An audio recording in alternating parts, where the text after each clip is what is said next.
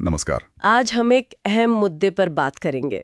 सरकारी नौकरियों में एससी, एसटी और ओबीसी उम्मीदवारों को जो विशेष छूट और सहूलियतें मिलती हैं उन पर। जी, और ये जानकारी सरकारी नियमों और दिशा निर्देशों पर आधारित है। हाँ, तो हमारा मकसद ये समझना है कि सीधी भर्ती मतलब डायरेक्ट रिक्रूटमेंट और प्रमोशन में ये रियायतें कब कब और किन शर्तों पर लागू होती हैं। बिल्कुल। तो चलिए एक खास नियम से शुरू करते हैं।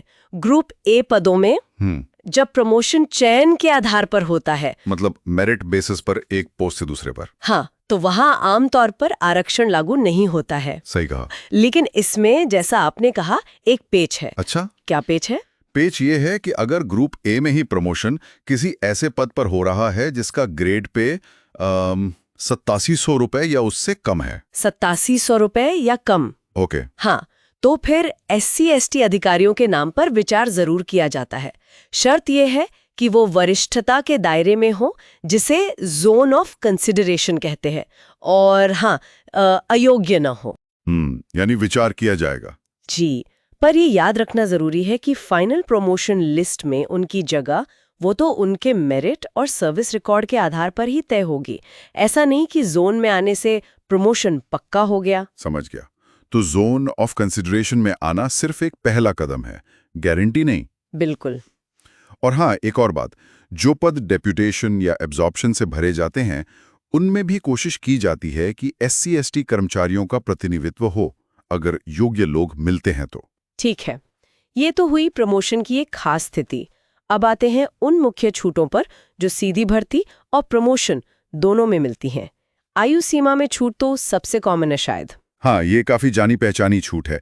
सीधी भर्ती में एससी एसटी उम्मीदवारों के लिए ऊपरी आयु सीमा में 5 साल की छूट मिलती है। और ओबीसी के लिए? ओबीसी के लिए 3 साल। और अगर प्रमोशन की बात करें तो एससी एसटी उम्मीदवारों को वहां भी 5 साल की छूट मिल सकती है। अच्छा, हाँ, लेकिन ये तभी है जब उस पद के लिए अधिकतम आयु सीमा 50 साल या उससे कम रखी गई हो, और कुछ खास फील्ड ड्यूटी वाली नौकरियों पर ये लागू नहीं भी होता है। ठीक है, और परीक्षा शुल्क का क्या?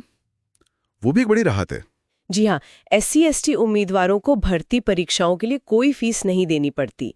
ये पहुंच बढ़ाने का एक महत्वपूर्ण तरीका है। बिल्कुल। फीस माफी और आयु में छूट के अलावा क्या अनुभव में भी कोई रियायत मिलती है? हाँ, अनुभव के मामले में भी छूट संभव है। अगर सीधी भर्ती में कोई पद है जिसके लिए अनुभव जरूरी है, लेकिन उस अनुभव वाले पर्याप्त एससी एसटी उम्मीदवार नहीं मिल रहे, तो भर्ती एजेंसी जैसे यूपीएससी या कोई और, वो लिखित में कारण बताकर अनुभव की शर्त में रियायत दे सकती है। पर यह जरूरी है कि विज्ञापन में इसका साफ साफ उल्लेख हो। अच्छा, तो अनुभव में रियायत मुमकिन है, लेकिन क्या इसका मतलब ये हुआ कि जो काम के लिए जरूरी काबिलियत है उसमें भी छूट मिल जाती है? हाँ, देखिए, इसे उपयुक्तता मानक या स्टैंडर्ड ऑफ सूटेबिलिटी में रियायत कहते हैं। अगर सीधी भर्ती में जनरल स्टैंडर्ड पर पर्याप्त एसटी एससी ओबीसी उम्मीदवार नहीं मिल पाते तो उन्हें कम स्टैंडर्ड पर भी ले सकते हैं। हाँ, उन्हें रियायती मानकों मतलब रिलैक्स स्टैंडर्ड्स पर चुना जा सकता है। शर्त बस ये होती है कि वो उस पद के लिए फिट माने जाए, मतलब वो काम करने में सक्षम हो। फिट हो, ठीक है। और ग्रुप सी और डी के जो पद होते हैं गैर तकनीकी वाले, उनमें तो शायद और भी नरमी है। हाँ, आपने सही सुना है। उन पदों के लिए अगर रियायती मानकों के बाद भी आरक्षित श्रेणी के उम्मीदवार नहीं मिलते तो एक और कदम उठाया जा सकता है। वो क्या? भर्ती एजेंसी उन उम्मीदवारों में से जिन्होंने कम से कम न्यूनतम शैक्षिक योग्यता पूरी की है, उनमें से सर्वश्रेष्ठ को चुन सकती है, बिना अनुभव या अन्य मानकों के। हाँ, और फिर उन्हें नौकरी में आने के बाद जरूरी ट्रेनिंग दी जाती है। ये तो काफी अलग बात है कि चयन के बाद ट्रेनिंग से कमी पूरी की जाए। लेकिन एक सवाल मन में आ रहा है, क्या शैक्षणिक योग्यता मतलब जो बेसिक डिग्री या डिप्लोमा चाहिए उसमें भी कोई छूट मिलती है? नहीं, और ये पॉइंट बहुत बहुत जरूरी है।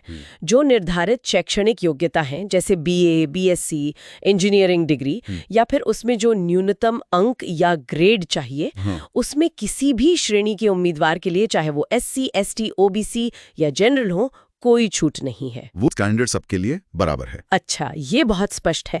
तो रियायतें अनुभव, उम्र, फीस और कुछ हद तक उपयुक्तता के मानकों पर है, पर बेसिक एजुकेशनल क्वालिफिकेशन पर बिल्कुल नहीं। एकदम सही।